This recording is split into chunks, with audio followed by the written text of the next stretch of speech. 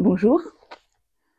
Voilà, j'avais le nez dans mon livre et j'avais envie de vous lire un passage pour venir illustrer le titre de cette vidéo.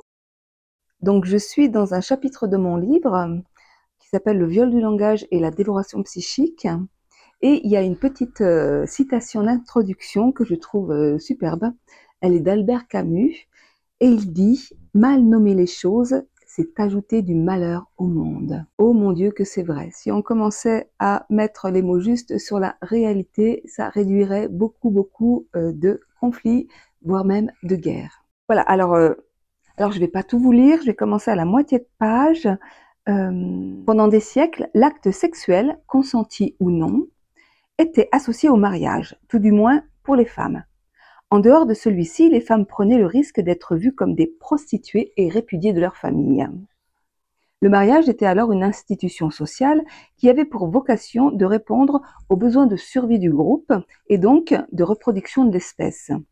On se mariait pour faire des enfants. Le désir, l'amour, le plaisir passaient au second plan et les mariés n'avaient pas leur mot à dire.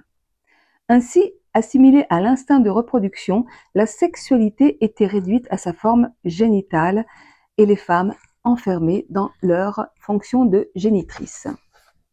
Mais qu'en est-il aujourd'hui? Peut-on réduire la pulsion de vie, le désir, la sexualité à sa seule forme génitale? L'acte sexuel se conçoit dans un dialogue verbal et corporel où il est tout d'abord suggéré, évoqué et consenti par les personnes concernées. Ce qui définit le viol ou l'agression sexuelle est justement l'absence de langage, de dialogue, de consentement.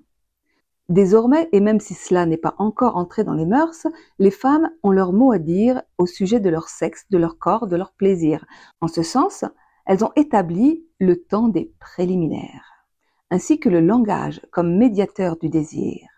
En s'affirmant dans leurs paroles et le respect de leur temple sacré, les femmes font de la sexualité non plus un fait de nature dans lequel elles sont objets passifs, des génitrices, mais un fait de culture dans lequel elles sont sujets actifs, des créatrices. La sexualité n'est plus un lieu de coït sans retenue, instinct, mais un lieu de plaisir, retenue, qui prend en compte la globalité du corps, son langage, sa sensorialité, sa sensualité. C'est dans cette dimension que la sexualité passe du profane au sacré et qu'elle permet l'émergence du sujet, du lien et du dialogue social. L'énergie sexuelle ne s'exprime pas seulement à travers la génitalité et le coït. Elle est également la pulsion primaire, l'énergie créatrice, l'intelligence de vie qui nous traverse, nous anime et nous enveloppe. De ce fait, elle englobe tous nos sens, conscients et inconscients. La vue, l'ouïe, le goût, le toucher, l'odorat, la neuroception, etc. Et si les conditions le permettent, cette puissance créatrice s'accouche dans des œuvres de chair ou d'esprit. Le but de l'éducation est de permettre à l'enfant, puis à l'adulte qu'il deviendra, d'apprivoiser son énergie sexuelle, sa puissance créatrice, au service de l'expansion de la vie. Aussi, le corps dans son intégralité est un organe sensuel et sexuel tout autant érotique qu'érogène, qu'il s'agit d'apprivoiser et d'éveiller, un peu comme une fleur qui ouvre ses corolles et offre son pistil afin de se laisser féconder par la vie. Il n'y a pas que le sexe, l'organe génital, qui est sacré. Notre corps entier est un temple divin dans lequel nul ne peut pénétrer sans y être invité. Par conséquent, l'acte sexuel, la pénétration du corps, peut se faire à travers tous les organes sensoriels, soit dans tous les sens et par tous les sens.